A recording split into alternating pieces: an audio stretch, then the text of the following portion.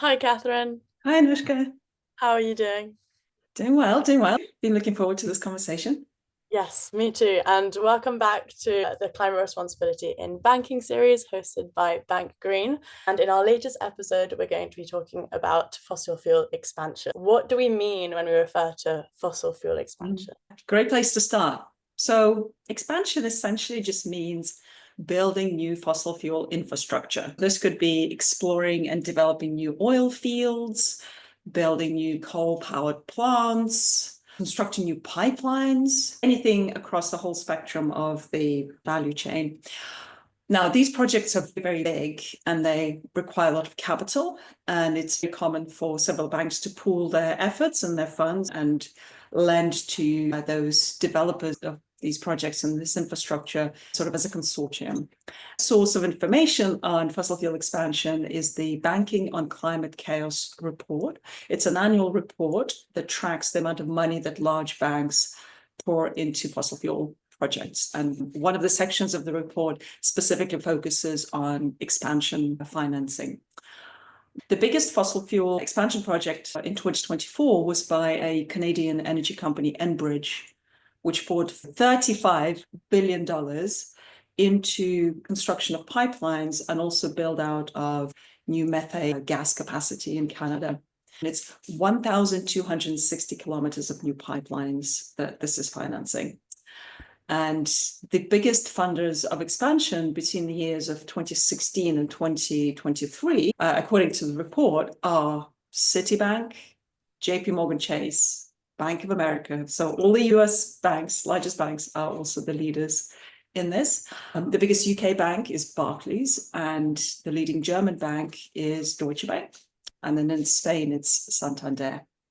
An example that's relevant to our UK friends, NatWest and Lloyd, both banks, interestingly, made commitments not to fund expansion. They've set net zero targets and they joined the Net Zero Banking Alliance. But in 2024, it was found that they were funding Ithaca, which is a company playing a key role in the development of Rosebank oil fields northwest of the Shetland Islands. And that was following the UK government's approval of the exploration of Rosebank in September 2023. It's actually the UK's largest untapped oil field, and it's estimated to contain about 500 million barrels of oil.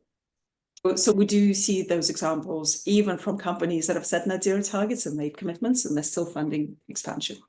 One other thing I would say is that some of these projects are financed by European and North American banks, but actually the projects themselves take place outside of those countries, in Africa and Southeast Asia.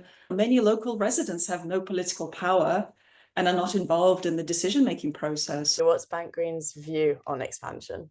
If you want our frank opinion, it is criminal. We know that emissions associated with these projects are killing people, non-human species, and causing devastation and destruction. So it's completely unnecessary when we have cleaner sources of energy, which are cheaper to develop and cheaper to produce.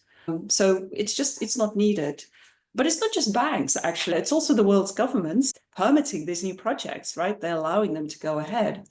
And many of these projects are in petrostates where the government owns the land and either can't or don't exercise their to vote or to influence these political decisions. So it starts with policymakers, and then banks are just jumping on the bandwagon. But we don't see any excuses for financing further expansion.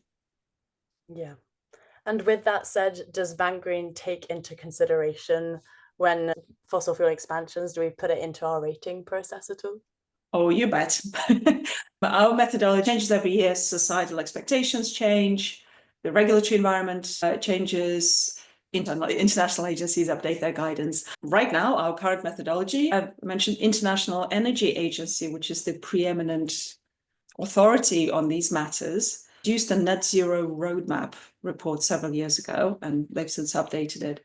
It essentially sets out what the energy production path needs to be for us to stay within the goals of the Paris Agreement. And it states very, very clearly and unequivocally that in order for us to reach the goals of the Paris Agreement and stay under below 2 degrees and as close as possible to 1.5 degrees of warming, those goals are incompatible with the development of any new fossil fuel infrastructure. So we absolutely cannot meet these goals whilst at the same time developing new oil fields and building new pipelines. It is an authority that is respected, and it is followed by many standard setters around the globe. And so we followed that best practice and guidance and mirror that in our ratings. Great, thank you. Looking forward to seeing you next time on our next episode of Climate Responsibility in Banking series. Wonderful, my pleasure. Okay, take care. Bye. Bye. Bye. And Zach is here. All right, I'm going to stop.